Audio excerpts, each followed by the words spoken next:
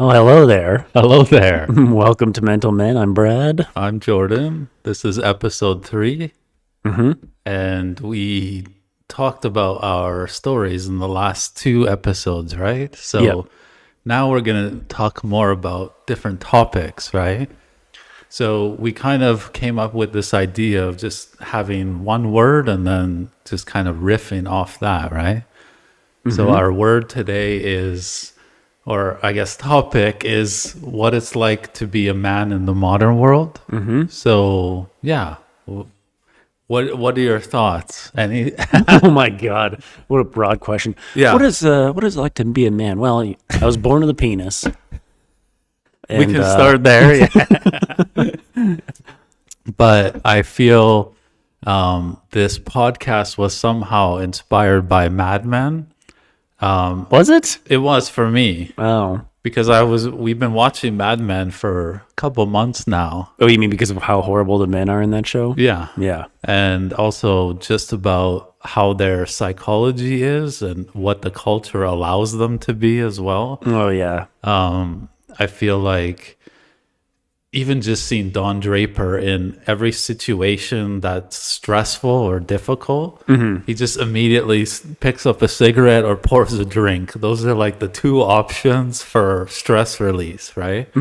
And I think there's a huge shift in how we deal with stress as men today. That's just how I feel, because you can be more open, right? Can you be more open? Today? I was literally in the last podcast talking about how I dealt with stress through drinking. Yeah, but it's still, I mean, you can deal with it in other ways now, I guess right? there's more options. Like you can go to therapy I mean, and things like that. yeah, or even just talk like this, right? It's true. Yeah. I mean, Donald Draper and Roger Sterling, they would never have talked like this, right? Yeah. It would always be like, okay, how can we manipulate people? How can we just, keep getting shit-faced, whatever? And so I think, yeah, things have changed greatly since then about how we deal with shit as men. Oh yeah. Yeah. So, but like for us, how do you think this changes us? Like this kind of big change in identity in the last 60 years or so since Mad Men. I honestly think it's been like a much slower change than that. Because like a lot of things that I think about a Mad Men is that they're like working all the time. Yeah. They're always at the office, but they all have families that they just never see. Yeah. But it's just like acceptable that they don't have to do anything with their kids. And I don't know. I just think about my own life. It's like when I was a kid, my dad was never home. Like he worked all the time, and that was like still an acceptable thing to do. Yeah. And I only really think that's maybe changed very recently. That it's like there's more of an expectation that you should be a real dad, Yeah. not just aloof. And I think there's a lot of guys that still don't think that way. They'd rather that, like, if you're, I've seen so many things about guys who are like blue collar, so they work 12 hours a day, and they're like, I'm too tired to do anything. I'm not cleaning up. I'm not doing anything. Yeah. And it's like that, like all of that is like, I think societal, saying that they can do that, but that also, I lost my train of thought because of Baca. Damn it, Don't Joe. worry. That should be part of it. But yeah, it's like, it's so much of that though is mental.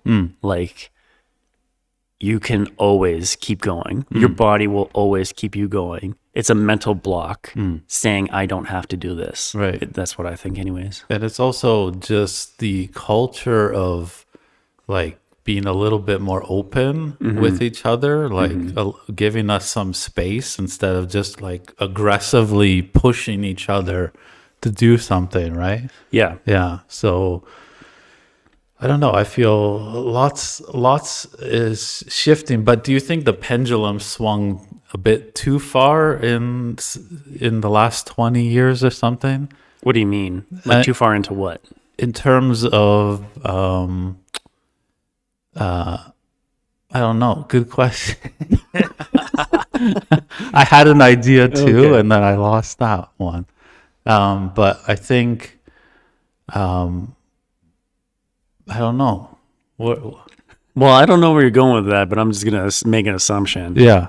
So I don't think the pendulum has swung too far in any or other direction because there's still so many things you still can't talk about. Like, what are some things you can't talk about today?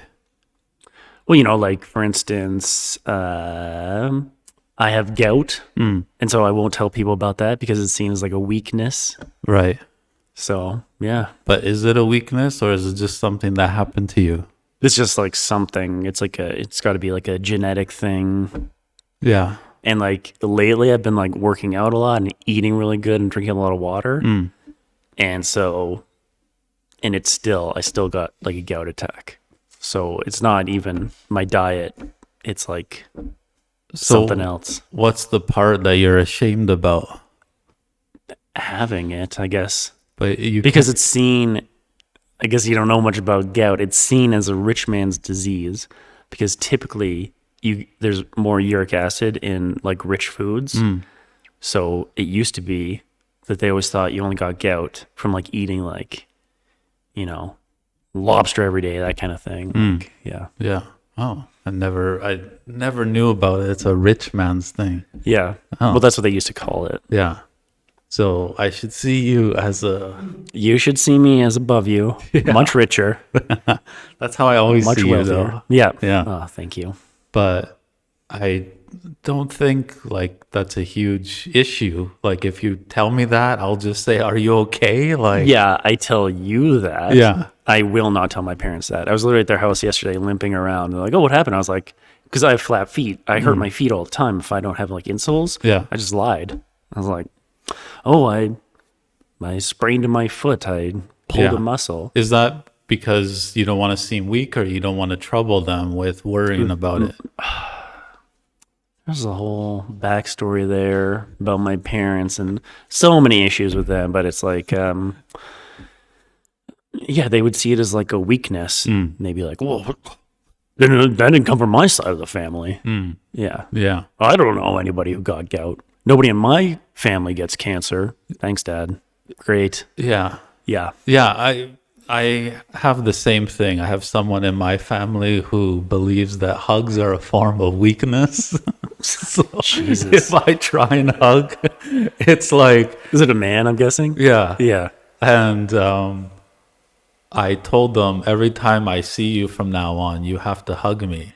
That's the first thing. We don't talk, but we hug first. Why did they see it as a weakness?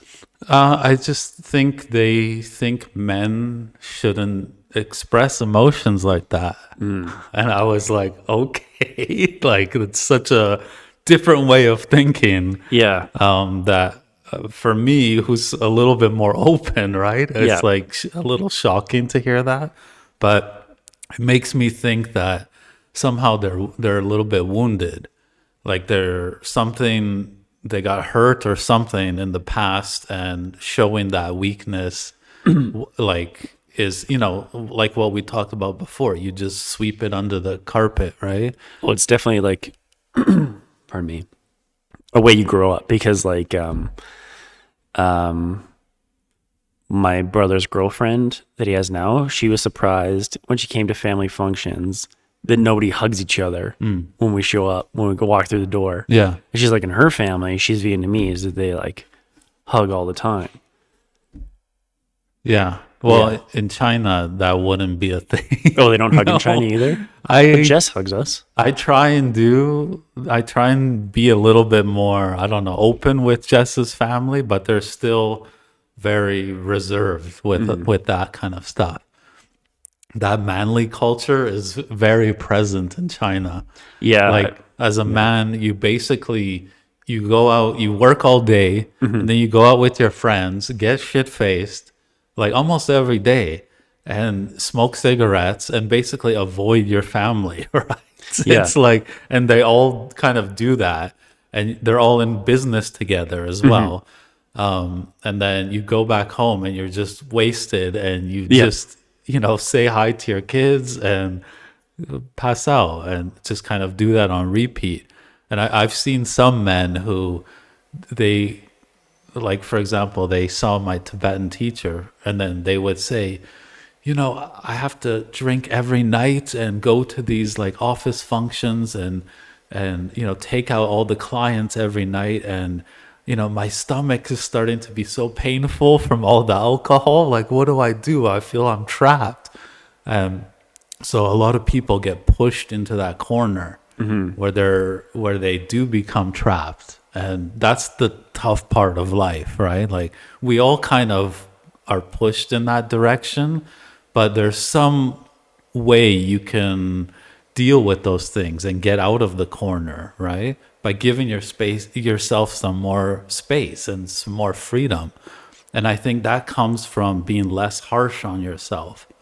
Because I think we all have that voice, right? That inside of us as men, especially that judgment voice of like, you piece of shit, like you put yourself down. For sure. I don't think that that's like necessarily just a man thing. I think women do that too. Men just never talk about it. Yeah. Yeah.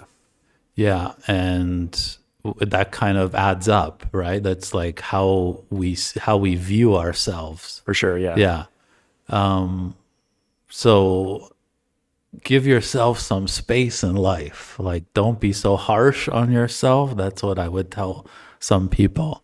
Yeah. I would just say, take it easy on yourself. Yeah. Yeah.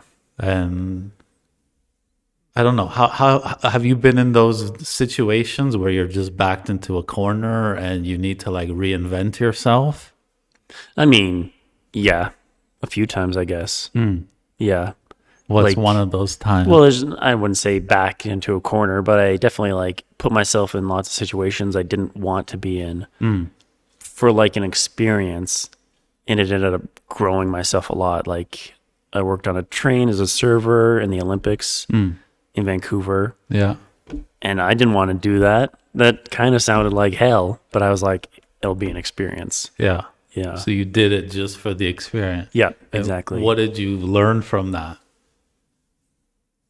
I don't know. Well, basically, I learned I can do hard things, really. Because then being able to do that, and then when I did my practicum as an EMT, that was the hardest thing I've ever done. What is that?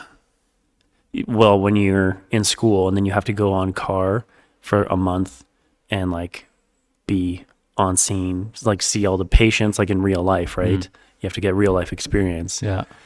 And there's this thing in the paramedic world, for some reason, they treat each other like absolute shit. Like if you're a trainee, they treat you like you're a dog. Yeah. Like you're garbage. You're less than garbage. I don't know why. And then it perpetuates itself. It's just like, in like sports, hazing, that kind of thing. It's like, I went through it, so you have to go through it. And so instead of like, if I had like a question or it's like, could I do something different? They were more like, figure it out.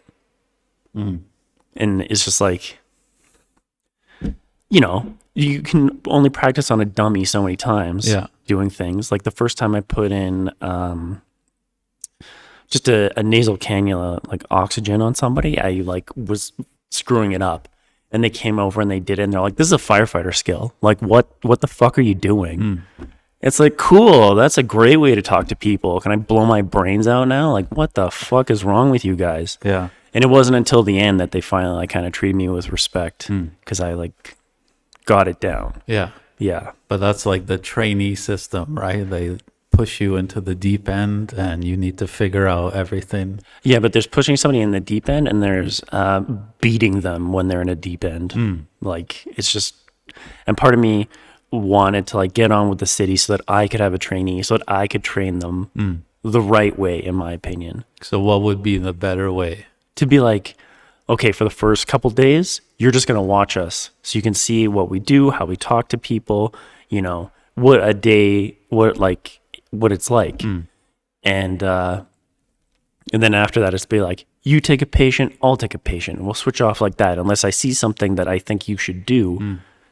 And, but instead it was just like right from the get-go. It was like sink or swim. And I had never fucking talked to a patient before. I do understand a little bit about that being thrown in the deep end for that, but it's just like, could you give me a fuck? Like, I was so stressed out because then the way it works was it was 4 days on, 4 days off. And so 4 days on car, 12-hour shifts, being treated like shit. And then I had to work in moving my 4 days off. So I didn't get a day off for that whole month. And it was hell. Yeah. So while you were talking about that, what I was thinking was about how us men, we have to just perform all the time. And I feel like even this conversation, sometimes I feel like I'm performing. And I think in a lot of... What do you mean, like put on a performance? What would be the difference? Well, I thought you meant like perform, like you have to get through your life. And I was like, well, that's everybody.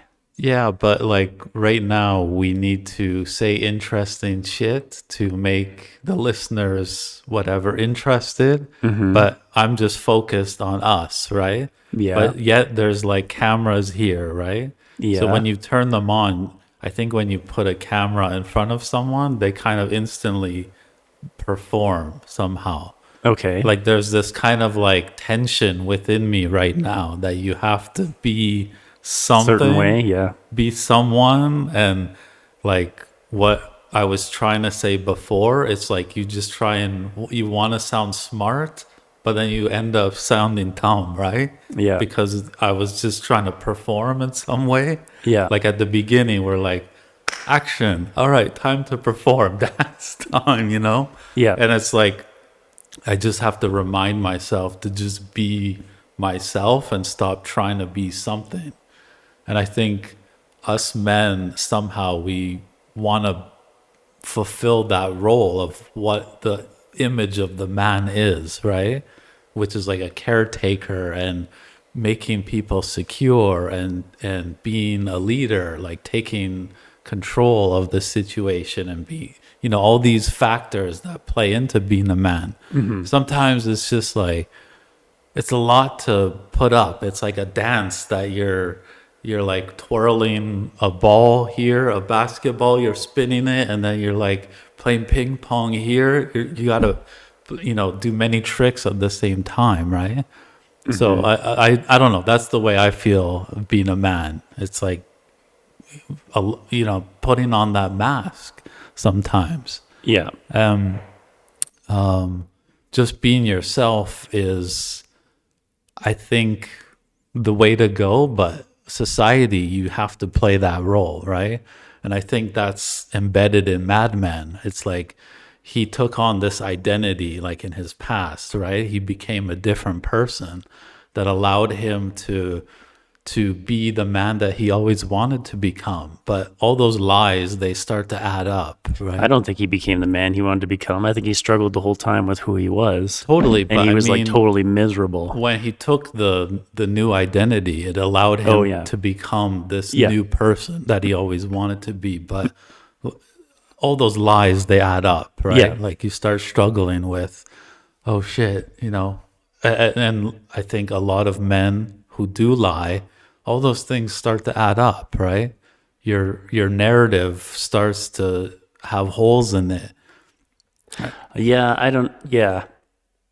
I mean, if you're telling like a huge lie, like a really big lie, then yeah, it would add up. Even but the I know, small ones, though. Yeah, I know like a few guys in my life, and they lie constantly. It'll be like, oh, you know, we'll watch your kids this day, or come over for dinner this day, and then they'll be like, oh, we just totally forgot. It's like, you didn't forget. What are you talking about? Like this, we talked yesterday about it. This is nonsense. It's just like, just tell the truth. It drives me crazy. It's like, what difference does it make? Just say like, oh, we can't today. Especially like if you have little kids, it's just like so much easier to be like, I'm exhausted. I can't do it today. I can't come over to your house. I can't do whatever. And, but like, oh man, like to lie about absolutely everything is crazy to me. It happens and they do it perpetually, everything. And I know like a lot of people tell white lies all the time because a lot of times it's to like save somebody from something, you know? You know, like when I was drinking a lot, Nash would ask how much I was drinking and all this kind of stuff, but then we'd go over our budget, our monthly budget, and be like, you spent $700 last month. It's like, whoopsies, Yeah. you know? Yeah. But in the time I would be, you know, it's like, I would tell like white lies to try to not hurt her. But like these people, they lie for no fucking reason. But you don't think that's going to add up in their life? Or I'm sure. Oh, I think they're absolutely miserable. well, that's what I mean. It does add up, I guess, eventually. yeah. But it also depends which culture you're from, I think, because like in China, it's like I see so many similarities between China and Italy, and in the sense that there's this, I don't know about Italy, but in China, there's this like non-directness. Like they will never really admit that they were wrong or something. They go around this huge circle, and if you ask them a direct question, they won't answer you directly. They'll give you like some metaphor or something. Yeah. Like for example, when I first started working at Beijing Film Academy, I was like, it was for their program coordinator. So I was like in charge of like grading and schedules and finding teachers and paying the teachers. And like I was basically running the whole thing. Yeah. Isn't that like a huge school now?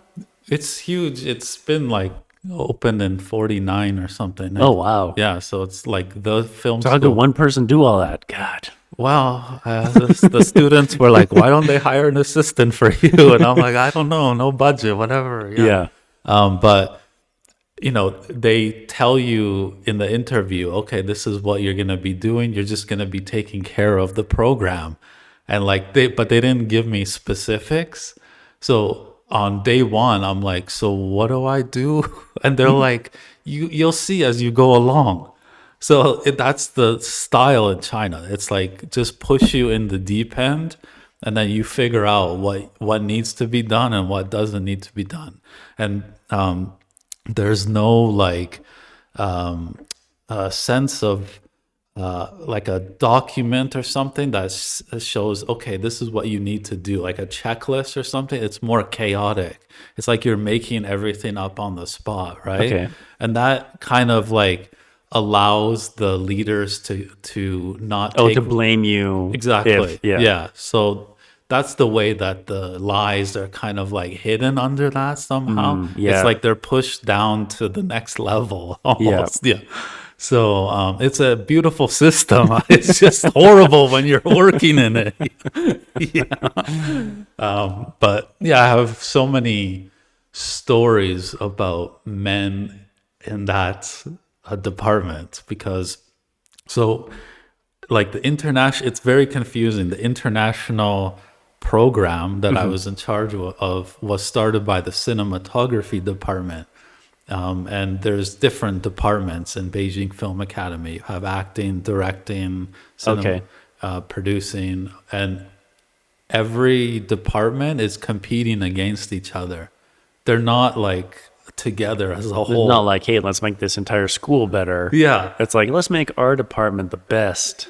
That's they want the most fame from that department, right? So we had our equipment guy. I won't say his name, but the equipment guy in the cinematography department at the Beijing Film Academy. knows who he I is. can't figure this out. Yeah. yeah. So the students would talk about like, oh, what cigarettes does he like to buy him off? Like that type of stuff. Like if the To students buy him off of what? well, if the students wanted the camera longer, Oh, okay. you get a carton of Marlboro Reds or this kind of stuff. Yeah. And that's how it works in China, right? But when you're interviewing the new prospects, you don't talk about any of that, right? It's more something like that. That's not on the welcome guide on the first day of school, right? Yeah. It's like if you're working customer service. It's like, just so you know, if somebody calls, you are hung out to dry, my friend. Yeah. Godspeed. So when I first started there, I was figuring out, okay, what the hell do I actually do? And I was there before everyone, like 2 weeks before even the program opened. And the equipment guy wasn't there yet. So I hadn't met him. And then, so they gave me this little small office, and it was stacked with huge boxes. So like half of my office was these boxes, and they were from the equipment guy. So when he came there on like day one, I told him, "Oh, like these boxes, like, do you think you can move them out?" And he's like, "Yeah, don't worry, I'll do that." Okay, like 2 months later, it's still not done. And I told him, "Okay, can you today? It's 2 months. Can you move the boxes?" He's like, "No, those boxes belong in that room." And I'm going, "But you have like a storage room with all your equipment. You can easily put." He's like, "No, they belong there." And I'm going, "Okay, this guy like wants a war or something." Like, He wants a box of Marlboro Reds. yeah, or a few, maybe a truckload, maybe. Yeah. So I'm a little weak in that sense. Like, Yeah. I had these certain tests in China that would push me to the limit, right? And this is one of them. So it took me about 6 months to I put up with his bullshit, right? Yeah. Until one day I was listening to an audiobook, and I don't know why, maybe the audiobook, it was a Philip K. Dick novel. So like the guy who wrote Minority Report, and Oh, okay. like he's a crazy sci-fi guy. I don't know, maybe his thoughts got mixed up with mine, but I just one day just put the boxes out into his area, and I felt free. I was like, yes, I did it. Like, fuck him. And when he came back from lunch, he's like, he starts shouting at me. He's like, "Those boxes, what are you doing?" Like, he's swearing at me. Like, what the fuck do you think you're doing? Like, I've been here 30 years. Those boxes have always been there. And like, just disrupting his normalcy is caused him to just, we started getting in a shouting match. And the secretary from the third floor heard it and had to run down and stop everything. And I was just so pissed off at him. It took him 6 months to just like even deal with this. And it's just, he didn't want to let him bother him at all. Yeah. And so afterward, he did find a place for those boxes, but it took like so long for him to just like, and it's that ego because he's been there 30 years. So he has seniority, right? And in China, it's like, that means you're a god, basically. Like, you can do whatever you want in the senior role, right? So I think he's still there, probably. But yeah, it's just like that strong ego. Like, Oh, I think ego is a killer. it is. Oh man. Yeah. Like I worked on a couple of drill rigs up north, and like those guys are egotistical. Like, especially if you've been on the rig for quite a while and you know exactly what you're doing, like they will not admit how shitty their life is or how shitty that job is, or like, it's like, oh, the guy. So it's kind of like complicated. Well, it's not that complicated, I guess. There's like the consultant on site, and they're the one. They own the lease, so they'd be like the oil company, and then they contract out to the drilling company to come drill the rig. And the person who's in charge of that is called the tool push, or you just call them the push. And most of the time, they were nice to me, but man, they would treat those guys on the rig like shit. Like, they were like awful. And so they treat the driller pretty nice, because usually the driller, they're experienced, they've been on the rig for a long time, they know what they're doing. But then, I can't remember all the positions, but like, if you were like green, oh man, they were so mean to them. Yeah. And it was just like, the thing is, like, you don't have, like, and they had huge egos, right? It's like, just because you know everything doesn't mean that you have to expect them to know. To have all of your knowledge. And it's just crazy, like, the lies that you'll tell yourself to, like, when you have that big of an ego. It's just like, oh, I don't have to treat them like this, Yeah. And where do you think that comes from? Do you think that people want to see others suffer, or is that? No, I think it's literally just ego. They want to build themselves up. They want to say, like, I'm the man here. And they want them to know that it's like, that I'm in charge. You're a peon to me. So it's the respect, right?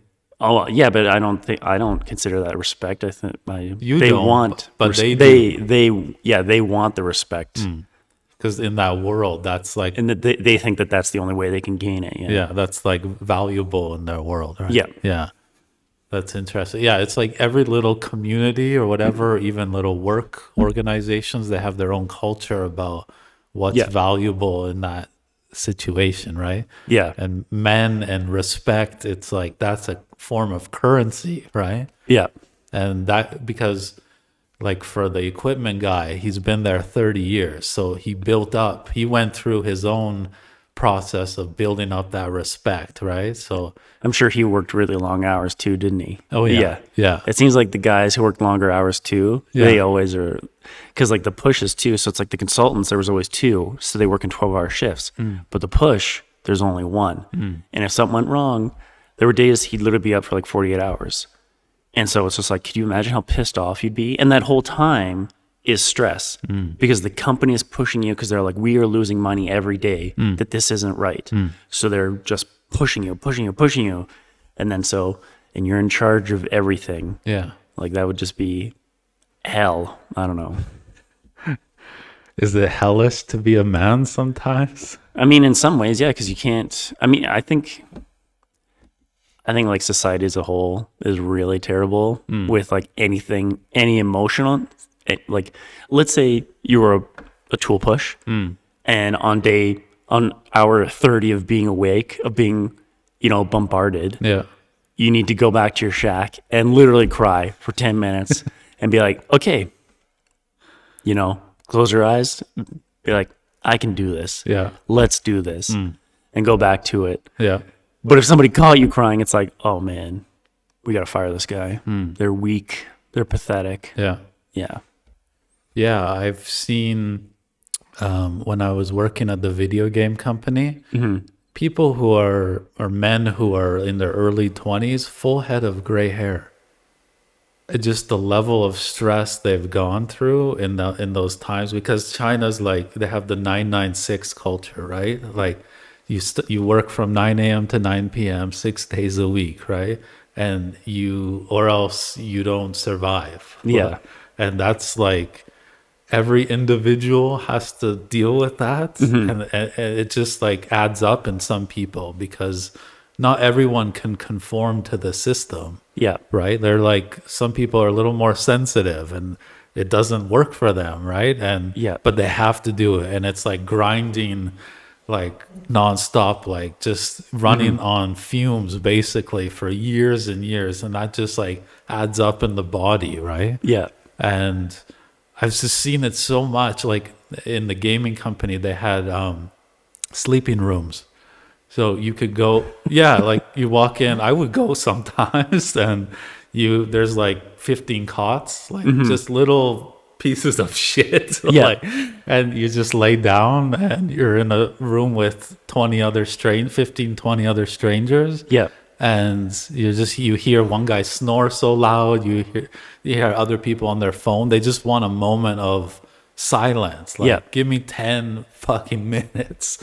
And then, so that's the performance. It's like you go out to perform, but you need some alone time, like behind the curtain, right? Oh, for sure.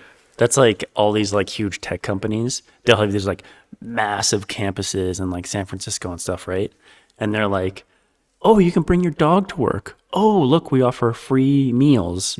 But it's like the free like breakfast is like, 6 to 7. So it's like, oh, I got to be at work at 7. Yeah. And then the free dinner is at 7. So it's like, oh, I get to be at work. I have to be at work for 12 hours. Yeah. Oh, and I bring my dog into work. It's because they want to erase every excuse that you have to go home. Yeah. So, and then they're like, but look how great it is here. Aren't we so amazing? It's like, yeah but I want to go home. Yeah. Yeah, it's the same in China. They have like after 7 p.m. they'll have a free dinner. Yeah. And they'll have like 8 or 9 p.m. you can take the taxi for free.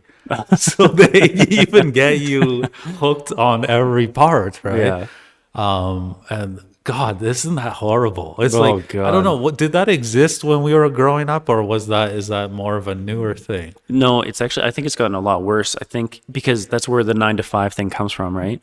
Is because people used to work 9 to 5. Right.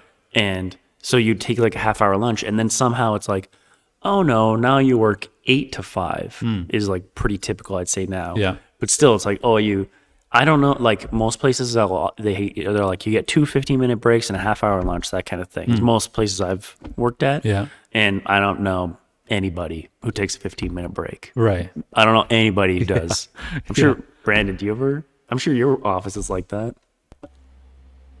My office is pretty, I guess I could switch to me. They haven't seen me yet. Hello. My office it's pretty lenient, lucky. Like I work 7:30 to 3:30. Oh yeah, that's better. But in some ways. Yeah, but we don't have like schedules where it's like, oh, your lunch is. Yeah, no, I mean that's like that's kind of was their expectation though. It's like you only get a half hour for lunch. That's their expectation, but I'm pretty lucky. The company I work for is very like, we trust you. Yeah. So if I take 45 minutes, nobody's on my ass. Yeah. But also there are days where I'll just eat my lunch at my desk while I'm working. Oh yeah. So I don't take that time for myself. So it depends on the company, and the other companies I've worked for were all terrible. So, I mean, the company I'm at now is good, but it's more of it's not as scheduled as some of the other companies I've heard of. So, yeah. Shout out to our producer, director, Brandon. That was his first entrance into the podcast. Our third mental. Amazing. I didn't want to just pop in and be like, oh, there's another voice here. I was waiting for you guys to kind of throw to me. Well, it changes the dynamic. It can give us some space when we're backed into a corner. Yeah. We have an outlet. Yeah. Yeah. So, but I will say, like, also, it depends on the type of industry you work in that has, because in education, it's a lot looser. Like when I did work at Beijing Film Academy, you're not monitored as much as let's say a tech company that I work for, right? Yeah. It's like they're counting down, the minutes even. Like the AI job that I worked here was like, that is even more manipulative because you're doing it per hour, right? Oh yeah. And then so I guess I hate authority or something, but they told me like the maximum you can work is like 44 hours. You're like, oh no, I can work 50, baby. Watch me. So I did that for about 4 or 5 months, and then I'm like, okay, let's start testing them a little. So I started with 50 and then got up to like 55, 60, 65. And then for about 3 months, I was doing 70 per week. Oh yeah. And then finally they said something. So I got to a certain limit, but they're like, okay, Jordan, like, are you doing 70 a week now?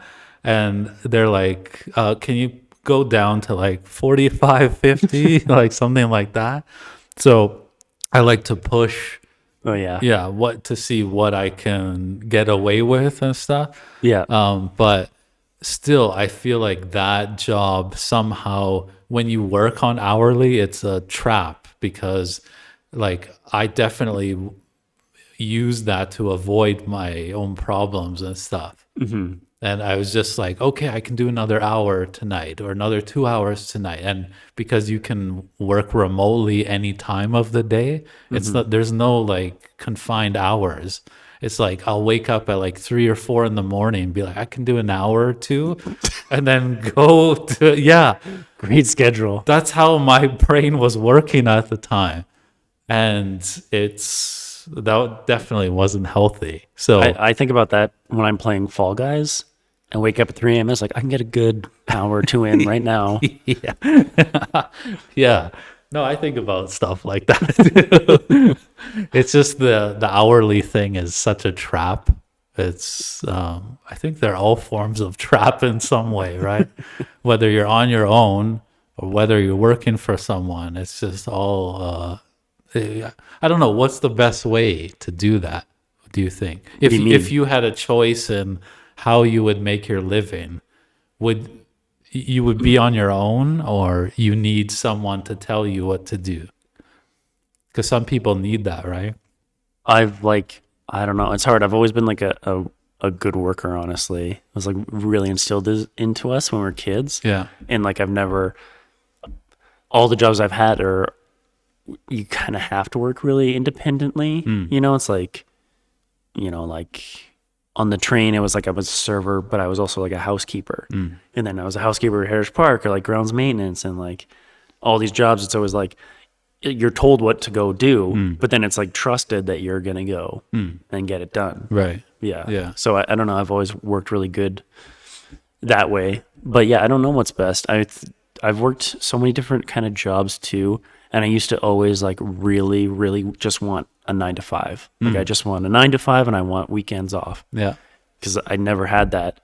And then when I got that, I was like, I don't know if this is the best either. Yeah. Yeah. Yeah. It's, sometimes I feel like being on my own is the way to go, but then sometimes I just get too lazy.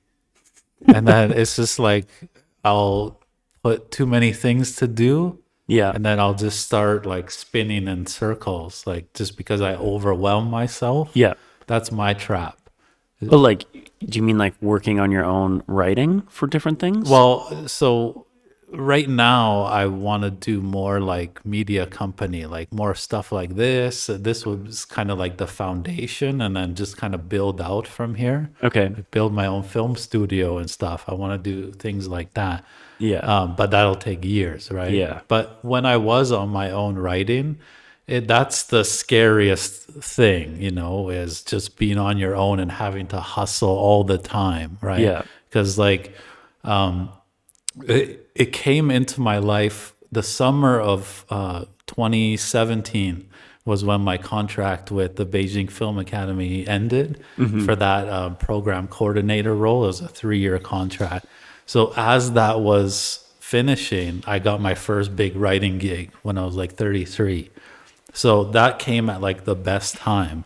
And then I did that for about 7-8 months, that first project.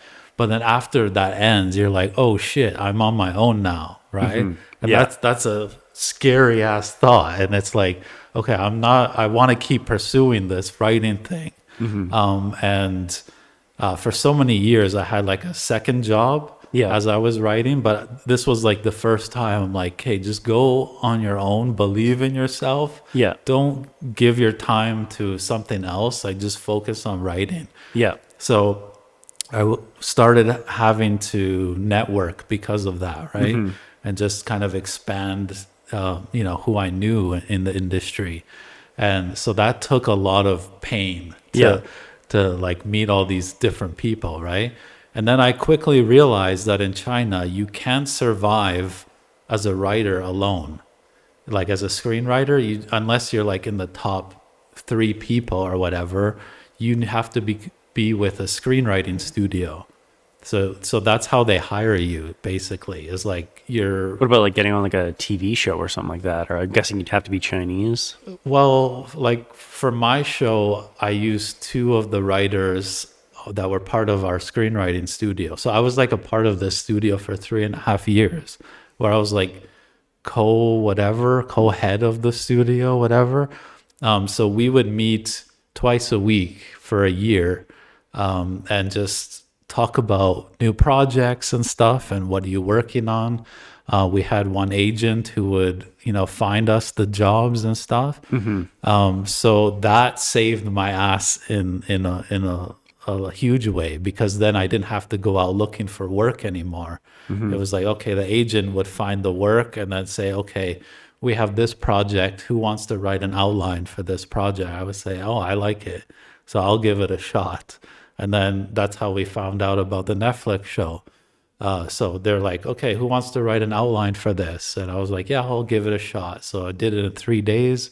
They hired us. So then we used 2 of the writers, Chinese writers, to like localize everything and then translate the scripts that I would write. So that's how I dealt with those 3.5-4 years of being on my own. Yeah. Was joining the studio. And because production companies and studios, they don't want to hire individuals. They want to feel like they're protected by a group, because in China, it's just like group mentality, right? So that saved my that helped my mental health so much, knowing that there was that security there. Yeah. Yeah. So, yeah, if you're worried, whatever, find other like-minded people and you'll come up with some interesting solutions. Yeah, that's Yeah. true. Yeah. Okay. Well, What time are we at? 45. Oh, okay. Bye. Well, so this episode is our first one where we're just talking, right? We're just first one was Riffing. Yeah, riffing. So I think this is a skill that we definitely Build. yeah. And we're just babies right now. Yeah. So anything you want to say to end this? Not really, no. Yeah. Don't be like Don Draper. Okay, don't be like Don Draper.